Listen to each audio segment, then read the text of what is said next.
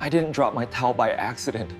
I dropped it because I was desperate to feel seen Tam, and that single moment destroyed my marriage and two The brothers' sound of lives. my towel hitting the floor was soft, almost delicate nothing like the explosion it would become in my life. I didn't drop it by accident. I dropped it because I wanted to be seen, wanted to feel alive, wanted to feel desired in a way I hadn't felt in years. But I never expected my husband to walk in at the exact moment my naked body faced the window while our neighbor watched. I never expected that single impulsive act to destroy two homes, two brothers, and the last pieces of a marriage that had been dying long before that towel ever touched the tile. This is the story of how I lost everything in the pursuit of attention, and how I finally learned who I really was beneath the performance. It didn't start with the towel. It started with being invisible. Thomas, my husband, was the type of man who lived by routines. Every day, 7:15 out the door, 6:30 back home. Emails during dinner, spreadsheets before bed. He didn't see me not the way a husband should, not the way he used to. He never noticed my new haircut, my new clothes, the weight I gained, the weight I lost. He never noticed me slipping away. And then the Mitchell brothers moved in next door. Jack, older, steady, intense, saw me immediately. Scott, charming, flirtatious, careless, saw me even more. They saw what Thomas didn't. They saw me. The slow drift into disaster, it began innocently. Welcome cookies, neighborly smiles, the thrill of fresh energy. But emotional affairs don't declare themselves out loud, they creep in slowly, a shared laugh, a quiet compliment, a tiny moment where your heart flips in your chest and you tell yourself it's harmless. Jack was stable and thoughtful. Scott was playful and reckless. Between them, I felt like a woman again, not a piece of furniture. My marriage had become a dim room. Jack was a warm lamp, Scott was a wildfire. And I stood between them, pretending I wasn't about to burn everything down. Lines crossed and lines broken.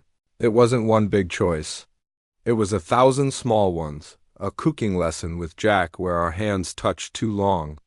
A rainy movie day with Scott where our legs brushed accidentally. A lakeside trip where Jack kissed me and I kissed him back like I'd been starving for years. I didn't sleep with Jack that day. But my marriage died there on a quiet blanket by the lake.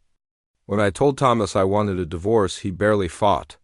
Not because he didn't care, but because he was convinced I'd checked out long before he had. He had been working late to build a life for us.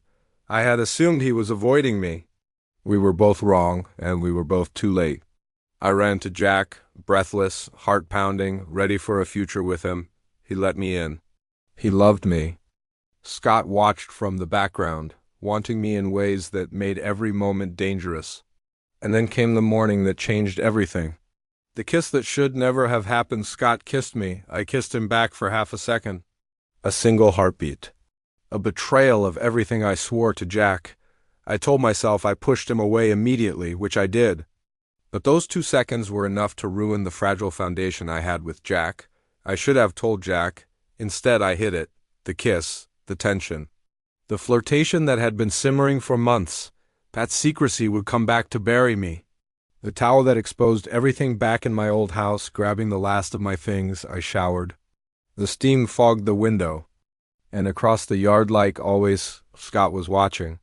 And something inside me wanted to feel powerful. Wanted to feel wanted. Wanted to prove, even for a moment, that I still mattered. So I dropped my towel, slowly, deliberately, shamelessly. I stretched, I turned, I performed. It wasn't about Scott. It wasn't about sex. It was about me chasing a high I didn't realize was poisoning me. Then the front door slammed. Thomas, his footsteps thundered up the stairs. I grabbed the towel, but too late. He saw everything. Not just my naked body. He saw the truth, that I had become someone neither of us recognized. And the look in his eyes wasn't anger. It was heartbreak.